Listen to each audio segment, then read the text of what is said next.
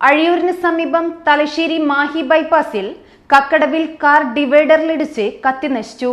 തലശ്ശേരി ഭാഗത്ത് നിന്ന് വടകര ഭാഗത്തേക്ക് വരികയായിരുന്ന കാറാണ് അപകടത്തിൽപ്പെട്ടത്. അപകടത്തിൽ പരിക്കേറ്റ ഡ്രൈവറെ ആശുപത്രിയിൽ പ്രവേശിപ്പിച്ചു. ഇത്രയും നല്ല വെളിച്ചെണ്ണ ഇപ്പോൾ നിങ്ങൾക്ക് വിപണിയിൽ ലഭിക്കുകയില്ല. മയൂരം വെളിച്ചെണ്ണ, ഒരു ഏറെമല സർവീസ് സഹകരണ ബാങ്ക് സംരംഭം.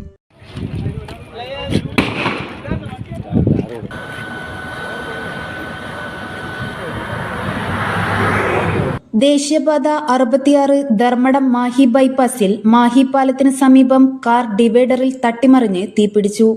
തലശ്ശേരി ഭാഗത്തു നിന്ന് വടകര ഭാഗത്തേക്ക് വരികയായിരുന്ന KL 13P 7227 നമ്പർ കാറാണ് അപകടത്തിൽപ്പെട്ടത്.